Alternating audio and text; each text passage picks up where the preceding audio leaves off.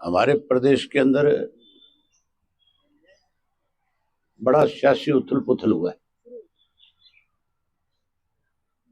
राजनीतिक ड्रामा कह सकते हैं।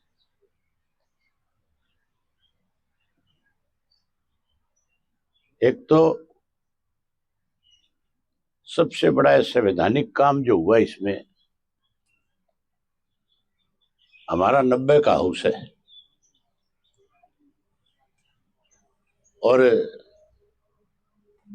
कल विधानसभा के अंदर जब बहुमत साबित किया जा रहा था तो 90 की जगह 91 सदस्य थे। संवैधानिक तौर पे 90 ही सदस्य रह सकते हैं। इन्होंने मुख्यमंत्री की जब ओथ कराई तो उससे पहले मेरी ख्याल सरकार ने इस बात की जानकारी नहीं ली कि क्या इस तरह से किसी और सदस्य को भी मेंबर बनाया जा सकता है। क्या मामला कोर्ट में गया है। हमें कोर्ट पे विश्वास है कि ठीक फैसला आएगा। इसी डर से कल खट्टर साहब को इस्तीफा देना पड़ा।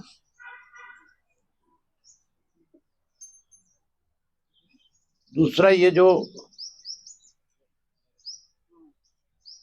कहते हैं ना कि हमने जेजेपी को हमारे से अलग किया, अलग नहीं किया। ये भी एक आपस में मिली भगत है। अगर अलग होते जेजेपी के लोग तो फिर जेजेपी की तरफ से जो विप जारी किया गया था उस विप में ये लिखना चाहिए था कि 10 के 10 मेंबर हम मौजूद रहेंगे और मौजूद रह करके सरकार के खिलाफ मतदान करेंगे। उन्होंने तो विप इस तरह का जारी किया कि अगर इन पे कोई संकट भी आ जाता तो भी इनको कैसे बचाया जाए, कि 10 के 10 बाहर रहेंगे, कोई अंदर नहीं जाएगा। ये आज भी लोगों का बेवकूफ बना रहे हैं, आज भी एक दूसरे से मिले हुए हैं।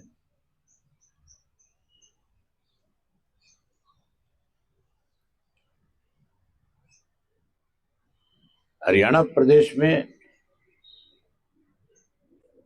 जब से ये सरकार बड़ी थी बीजेपी की और जेजेपी की, इन्होंने लगातार प्रदेश को कमजोर किया। इन्होंने बेरोजगारी बढ़ाई, इन्होंने महंगाई बढ़ाई, इन्होंने कानून व्यवस्था खत्म कर दी, नशा बढ़ाया, नशे के साथ अपराध बढ़े। प्रदेश में जब इनके राज में इस तरह की स्थिति होगी कि जंगल का जैसे राज होता है। मनोहर लाल खट्टर को इसीलिए जाना पड़ा। इस लोकसभा के लिए जब रिपोर्ट तैयार कराई गई केंद्र की सरकार की तरफ से एजेंसियों से, उन्होंने स्पष्ट रूप से लिख करके दे दिया कि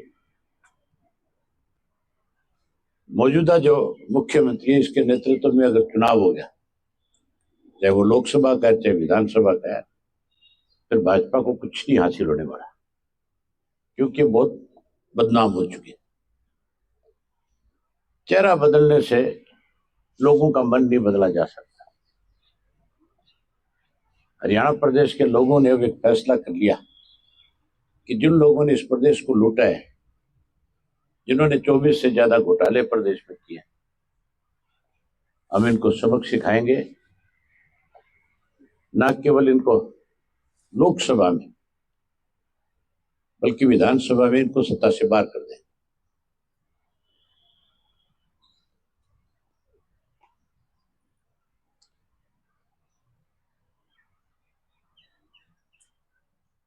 जहां ये सत्ता से बाहर हो जाएंगे, वहीं उसके साथ साथ लोगों का एक और भी फैसला है, कांग्रेस को भी सत्ता से दूर रखेंगे अब की बार। क्योंकि कांग्रेस के लोगों में भी आपस में बहुत बड़ी फूट है, बहुत बड़ा विवाद और झगड़ा है। बड़ी हैरानी की बात है, मैं एक बात आपको हमेशा कहता हूं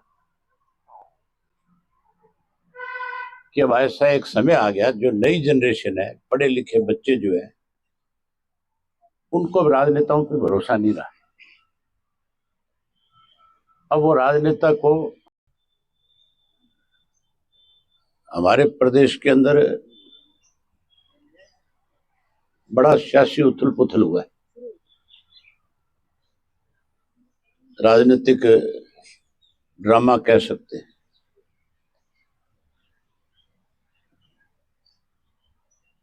एक तो हमारे प्रदेश के अंदर बड़ा सियासी उथल पुथल हुआ है, राजनीतिक ड्रामा कह सकते हैं।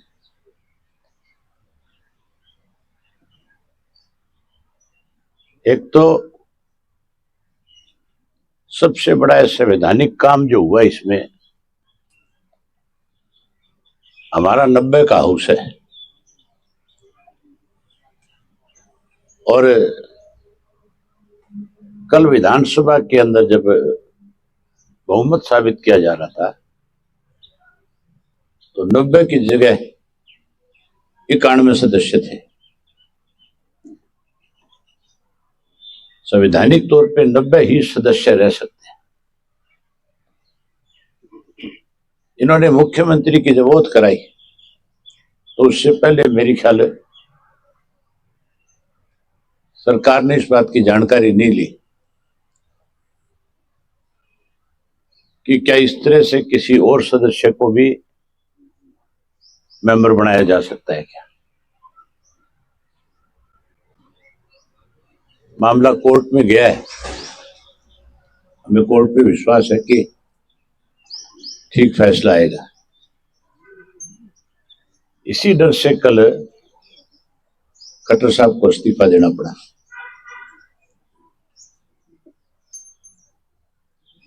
दूसरा, ये जो कहते हैं ना कि हमने जेजेपी को हमारे से अलग किया, अलग नहीं किया, ये भी एक आपस में मिली भगत है। अगर अलग होते जेजेपी के लोग तो फिर जेजेपी की तरफ से जो विप जारी किया गया था, उस विप में ये लिखना चाहिए था कि 10 के 10 मेंबर हम मौजूद रहेंगे और मौजूद रह करके सरकार के खिलाफ मतदान करेंगे। उन्होंने तो विप इस तरह का जारी किया कि अगर इन पे कोई संकट भी आ जाता तो भी इनको कैसे बचाया जाए, कि 10 के 10 बाहर रहेंगे, कोई अंदर नहीं जाएगा। ये आज भी लोगों का बेवकूफ बना रहे हैं, आज भी एक दूसरे से मिले हुए हैं।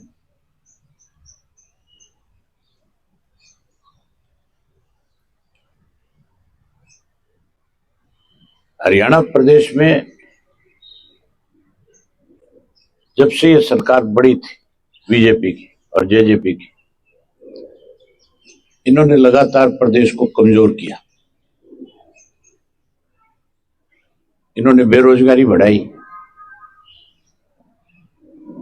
इन्होंने महंगाई बढ़ाई, इन्होंने कानून व्यवस्था खत्म कर दी, नशा बढ़ाया, नशे के साथ अपराध बढ़े। प्रदेश में जब इनके राज में इस तरह की स्थिति होगी कि जंगल का जैसे राज होता है। मनोहर लाल खट्टर को इसीलिए जाना पड़ा, इस लोकसभा के लिए जब रिपोर्ट तैयार कराई गई केंद्र की सरकार की तरफ से एजेंसियों से, उन्होंने स्पष्ट रूप से लिख करके दे दिया कि मौजूदा जो मुख्यमंत्री है, इसके नेतृत्व में अगर चुनाव हो गया, चाहे वो लोकसभा का चाहे विधानसभा का है, फिर भाजपा को कुछ नहीं हासिल होने वाला, क्योंकि बहुत बदनाम हो चुके। चेहरा बदलने से लोगों का मन नहीं बदला जा सकता। हरियाणा प्रदेश के लोगों ने अब एक फैसला कर लिया कि जिन लोगों ने इस प्रदेश को लूटा है, जिन्होंने 24 से ज्यादा घोटाले प्रदेश में किए, हम इनको सबक सिखाएंगे। न केवल इनको लोकसभा में बल्कि विधानसभा में इनको सत्ता से बाहर कर दें।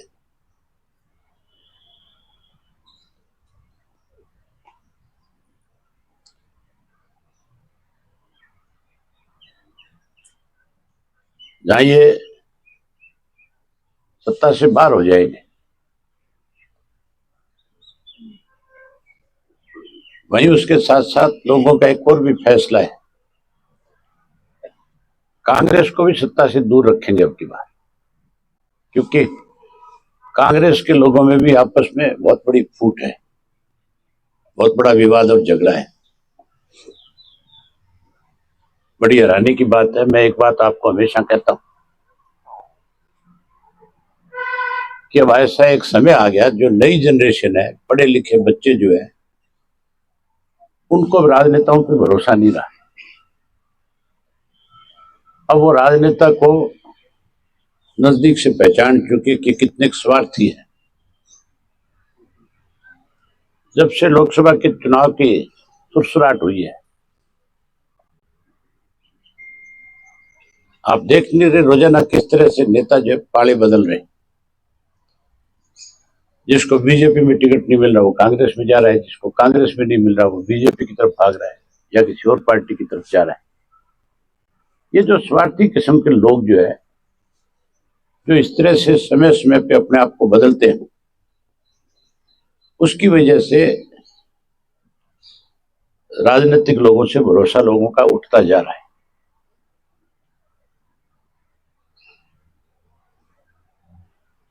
हरियाणा में तो बहुत पहले से आया राम गया राम का सिलसिला शुरू हो गया था। मेरे ख्याल देश में शुरुआत ही हरियाणा से हुई थी, लेकिन अब पूरे देश के अंदर इस किस्म के हालात हो गए। इसके लिए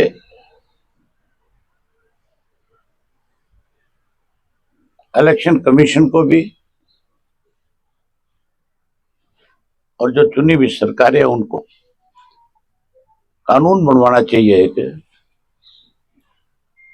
कि जो व्यक्ति जिस पार्टी से चुन करके आएगा वो बिना पार्टी के मुखिया के फैसले के बिना किसी भी दल में शामिल नहीं हो सकते। इसके लिए सख्त कानून होना चाहिए। अगर कोई आदमी इस तरह से बदलता है, अगर पार्टी को छोड़ करके भागता है, लोगों का दिया हुआ मत है उसका अपमान करता है, तो ऐसे लोगों पे परमानेंट बंदिश लग जानी चाहिए कि दोबारा ये चुनाव नहीं लड़ सकेंगे। तब जाकर के इस देश के अंदर कोई टिकी हुई सरकार बन सकती है। अदरवाइज तो जिस तरह के हालात आज पैदा कर रखे हैं, ईडी का डर दिखा करके, सीबीआई का डर दिखा करके, अलग अलग एजेंसियों से डरा करके राजनीतिक दलों के लोगों को मजबूर करते हैं, फिर ये सारी चीजें खत्म हो जाएगी।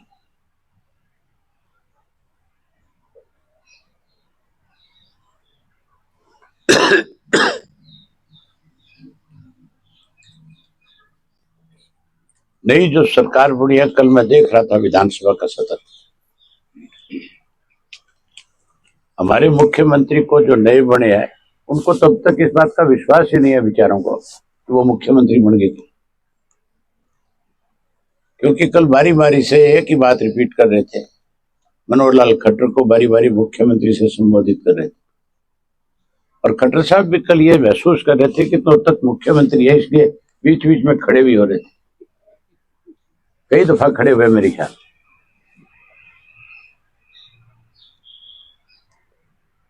मान के चलो जब इस किस्म की सरकार बनेगी तो वो फिर केवल अपने तक सीमित रह जाएंगे। प्रदेश के बारे में कल मुख्यमंत्री ने कोई ऐसी बात नहीं कही जिससे लोगों को ये लगे कि कोई नई सरकार बनी या कोई नया मुख्यमंत्री बना है, जिसकी वजह से आने वाले समय में जो आज हमारे प्रदेश की दिक्कतें हैं, जो आज हमारे सामने मुश्किल है, ये खत्म की जा सकती है। एक बार भी मुख्यमंत्री की तरफ से ये नहीं कहा गया था कि मैं कानून व्यवस्था को दुरुस्त करने का काम करूं। एक बार ये नहीं कहा गया कि मैं भ्रष्टाचार के ऊपर जो पुरानी हमारी सरकार ने फैसले लिए उस पर कायम रहूंगा। एक बार उन्होंने हाउस में ये विश्वास नहीं दिलाया कि मैं बेरोजगारी को दूर करने का काम करूंगा। जो कोई मुख्यमंत्री बनता है उसकी ये जिम्मेवारी होती है कि सबसे पहले कानून व्यवस्था पे वो अपनी बात रखे।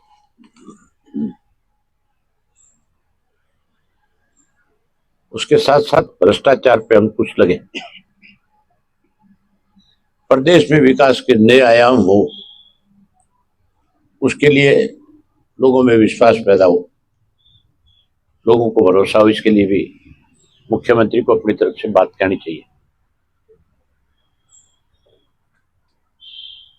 लेकिन उन्होंने तो केवल और केवल पुराने मुख्यमंत्री के गुणगान किए। जब पुराने मुख्यमंत्री के गुणगान कर रहे थे तो उस वक्त उनको यह भी बताना चाहिए था कि मुझे जिस पद पे जिम्मेवारी दी गई है उसके साथ 24 घोटाले हैं जिनकी मुझे जांच भी करानी है। जो इस विधानसभा के अंदर आश्वासन दिए गए थे, अब मैं उनकी जांच कराऊंगा, उनकी रिपोर्ट पटल पे रखूंगा, दूध का दूध पानी का पानी करूंगा, लोगों के साथ न्याय करूंगा। लेकिन नहीं, वो तो उसी पुरानी परंपरा को निभाने का काम कर रहे थे।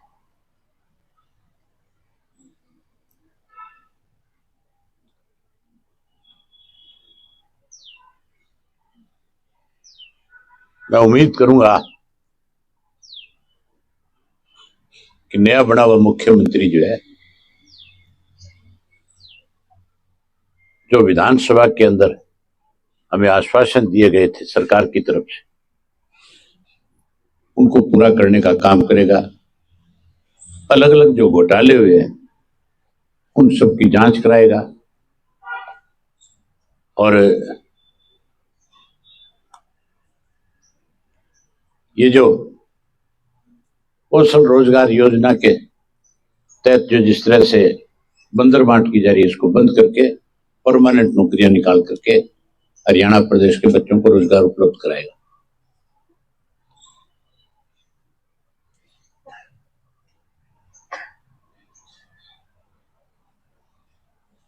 आपके माध्यम से मुख्यमंत्री से यही कहना चाहूंगा कि आप एक ईमानदार व्यक्ति के रूप में काम करें,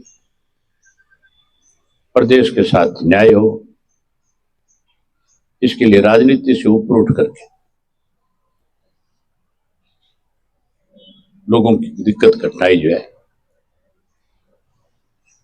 इस भ्रष्टाचार को, इस कानून व्यवस्था को ठीक करने में, बेरोजगारी को ठीक करने में, इस पे ध्यान दें।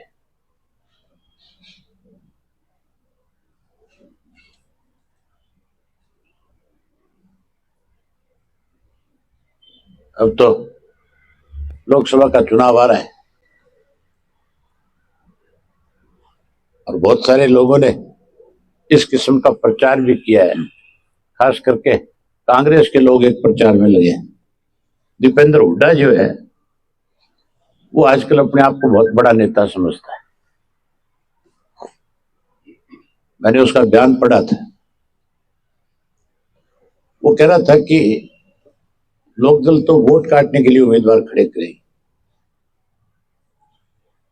उससे ये पूछने वाला हो, इलाहाबाद में जब मैं चुनाव लड़ रहा था, बाई इलेक्शन, तो वोट काटने के लिए कौन गया था? कांग्रेस गई थी कि नहीं गई थी? जमाना जपत हुई कि नहीं हुई?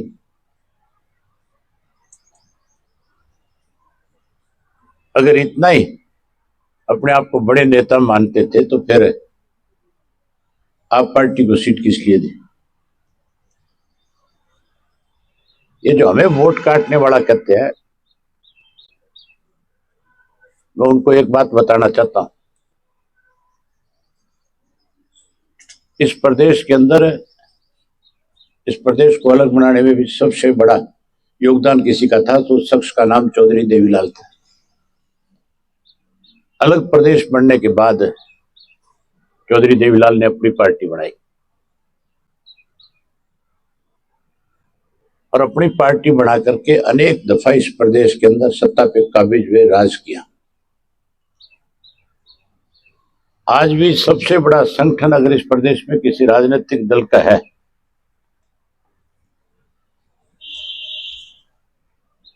तो वो इंडियन नेशनल लोकदल पार्टी का है। हमने अभी ताजा नई मेंबरशिप बनाई है। मैं आपकी जानकारी के लिए बताना चाहूंगा, 5 लाख नए मेंबर हमारी पार्टी के साथ अब तक बढ़ चुके हैं और हमने औरों की तरह जो है टेलीफोन पे जरिए मिस्ड कॉल नहीं मरवाई। हमने बाकायदा तौर पे बूथ के सतर के ऊपर, हर बूथ के ऊपर कहीं 50 मेंबर, कहीं 100 मेंबर तक भी बढ़ाए। उनमें एक सक्रिय मेंबर बनाए और उसके साथ 20-20 उसके और साथी बनाए। और 5 लाख मेंबर बढ़ने के बाद अब भी लोगों की तरफ से डिमांड आ रही है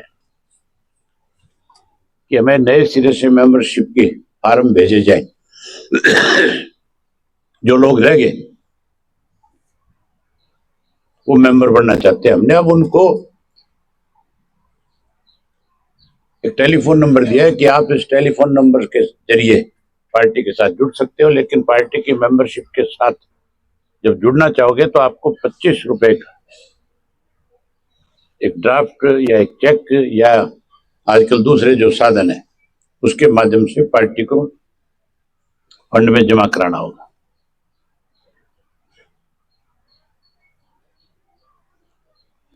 मैं जो बता रहा था कि जिन लोग इस तरह की अफवाहें फैला रहे हैं, मैं उनको एक बात बता देना चाहता हूं,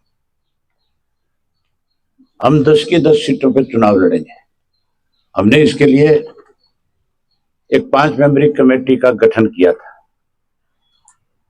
और उस 5 मेंबरी कमेटी को यह जिम्मेवारी दी थी कि वो 10 के 10 लोकसभा क्षेत्र में जाए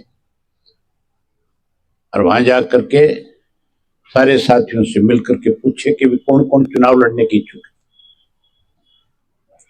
हमारे पास लोगों की तरफ फर्जी नहीं। कांग्रेस वाले कहते हैं कि हमारे पास तो एक एक लोकसभा क्षेत्र से 50-50 नाम आ गए। नाम तो 50 बताते हैं, टिकट लेने वाला कोई है ही नहीं। सबसे पहले तो हुड्डा भाग गया, सोनीपत भाग गया, नहीं भाग गया।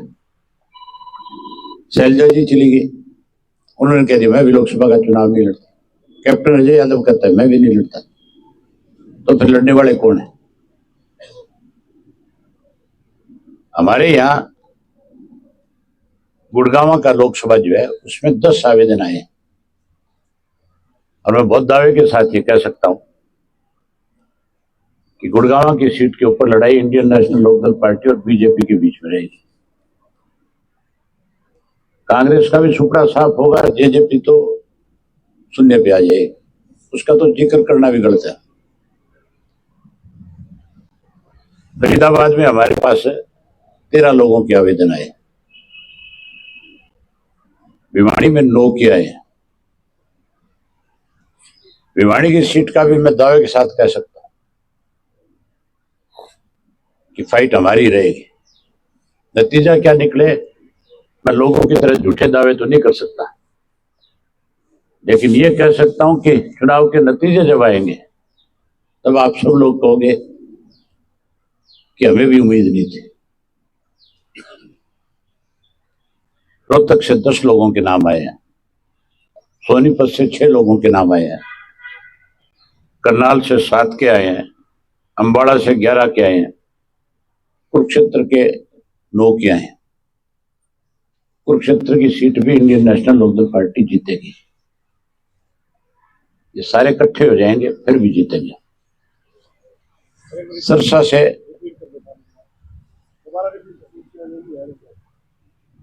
से 22 आए हैं, कुरुक्षेत्र वाले कह रहे हो क्या? कुरुक्षेत्र से 9 के नाम आए। सरसा भी 100% हम जीतेंगे। सरसा में भी ये सारे इकट्ठे हो जाए, बीजेपी, जेजेपी, कांग्रेस, फिर भी जो इनके साथ इलाहाबाद में हो कि वो सरसा लोकसभा में हो। हिसार से 14 नाम आए हैं। टोटल 111 लोगों ने अप्लाई किया है। जैसे इलेक्शन की घोषणा होगी, हम उसके बाद अपनी पार्टी की कोर कमेटी की बैठक बुलाएंगे और उस बैठक में इन सब नामों पर विचार करके कहां किस किस को चुनाव लड़ाया जाए उसकी घोषणा कर देंगे।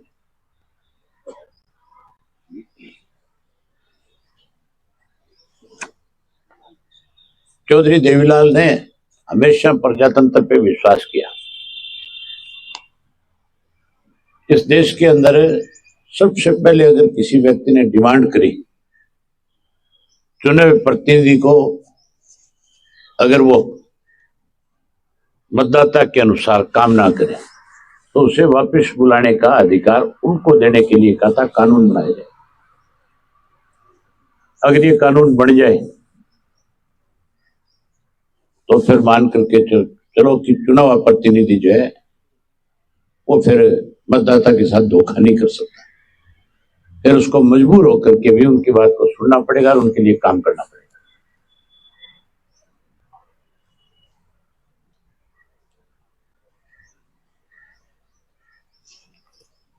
कोई आपकी तरफ से कुछ पूछना हो तो।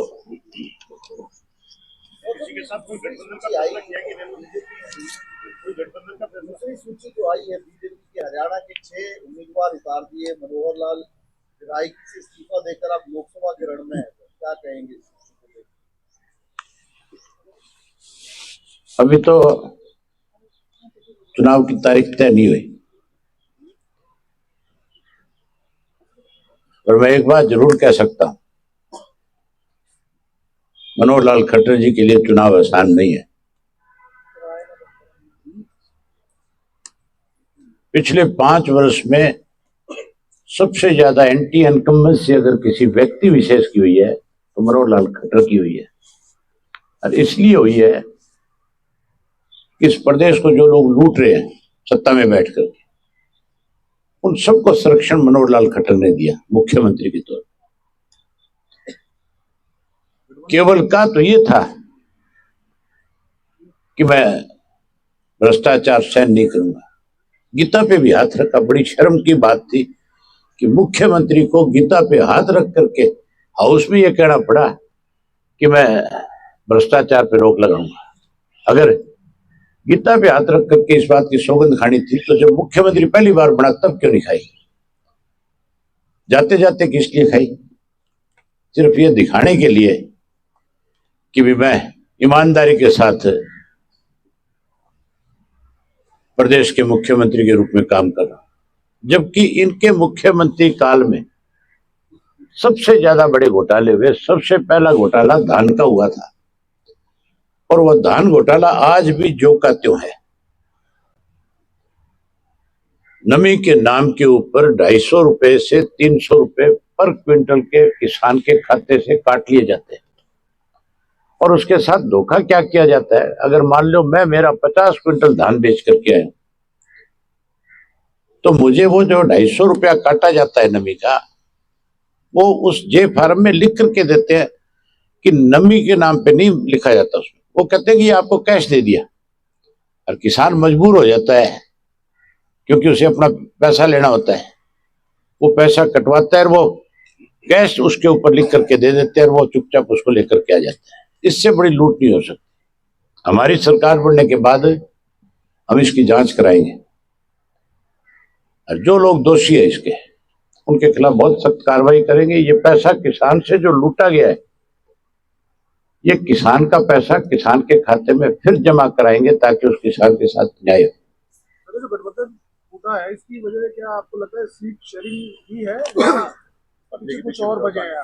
और एक ये भी बात है कि दोबारा बताना क्या कह रहे थे? गठबंधन टूटने का कारण क्या सीट शेयरिंग पर सहमति नहीं बनी, ये ये वजह? पैसे के बंटवारे का रोड़ा है। ठगों का गिरोह था, लुटेरों का गिरोह था, जो दोनों हाथों से इस प्रदेश को लूटने में लगे हुए थे।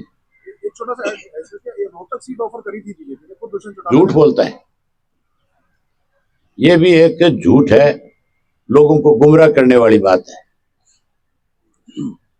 कोई भी राजनीतिक व्यक्ति अगर उसको ये एक ऑफर दी जाती है तुम रोहतक से लड़ लो जाकर के, तो वो तो 1 मिनट लगाता, वो तो छोड़ना ही नहीं चाहता, तो ये तो धक्के मार के निकाले गए हैं।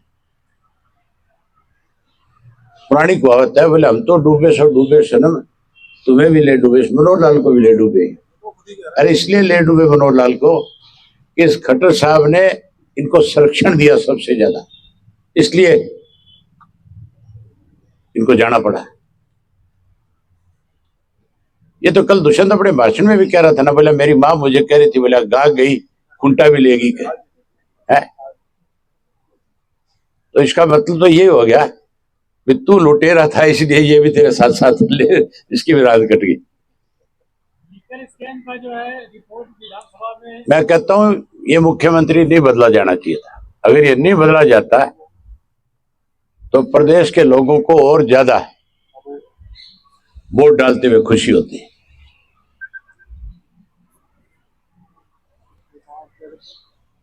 क्या कह रहे थे आप? स्कैम का रिपोर्ट जो है विधानसभा में नहीं रखा गया। किसकी रिपोर्ट है?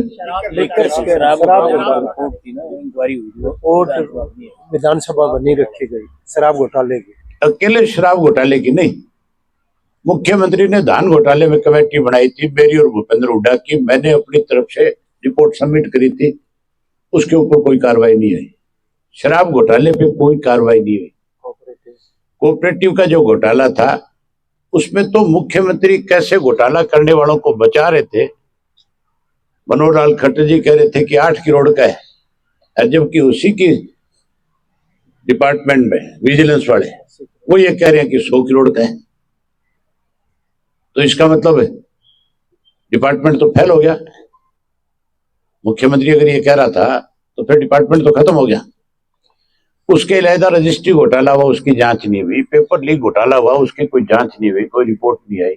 हर चीज का आश्वासन आया, लेकिन कोई भी चीज सामने नहीं रखी गई। 22 पेपर लीक हुए, 22 नहीं 30 बार पेपर लीक हुए। अब जेजेपी के टूटने की बात है, 5 एमएलए तो वहां आ ही गए थे, शामिल हो गए थे। अब क्या लग रहा है कि 2 बचेंगे माँ बेटा, उनमें भी रोड़ा पड़स गए। वहां भी इस बात का झगड़ा होगा कि किसकी वजह से सारा कुछ हुआ। जो लोग किसी के साथ गद्दारी करें, लूट और झूठ की दुकान ज्यादा दिन नहीं चल सकती। जो किसी के साथ गद्दारी करेगा, धोखा करेगा, विश्वासघात करेगा, कहते ना देर है